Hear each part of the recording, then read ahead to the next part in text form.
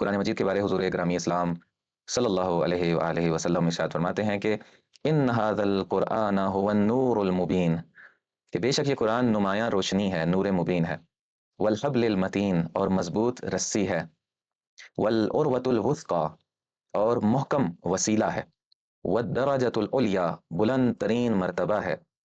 اور اس کے بعد پھر آگے میں ترجمہ ہی پڑھتا جا رہا ہوں کہ نہایت مؤثر شفا ہے، اور سب سے بڑی فضیلت ہے، اور سب سے بڑی سعادت ہے۔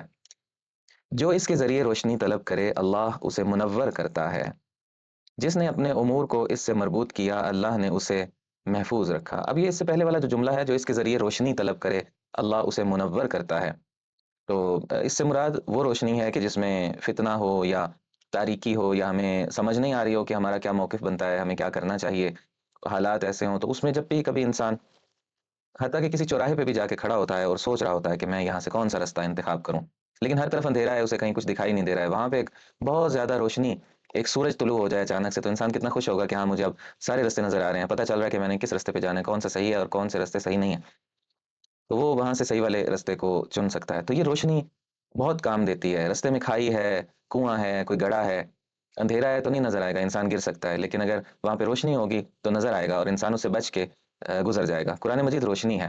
قرآن مجید ہمیں کھائی میں، گڑھے میں، اور خواہشوں کی کھائیوں میں، شیطان کے گڑھوں میں جو اس نے کھودے ہوئے ہیں، ہمیں گرنے نہیں دیتا ہے اگر ہم اس سے متمسک رہیں۔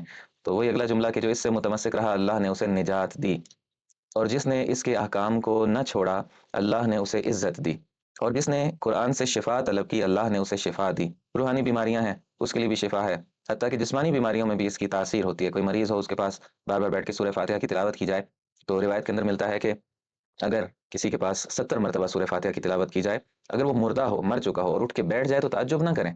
یعنی کیا؟ یعنی اتنی تاثیر ہے، یہ بتانا چاہ رہے ہیں۔ پھر آگے فرماتے ہیں کہ وَمَنْ آثَرَهُ عَلَىٰ سِوَاهُ هَدَاهُ اللَّهُ، اور جس نے قرآن کو دوسری چیزوں پر ترجیح دی خدا نے اسے ہدایت بخشی۔ ایثار سے ہے، ایثار ترجیح کو کہتے ہیں۔ اور جس نے غیر قرآن سے ہدایت چاہی اللہ نے اسے گمراہ کیا۔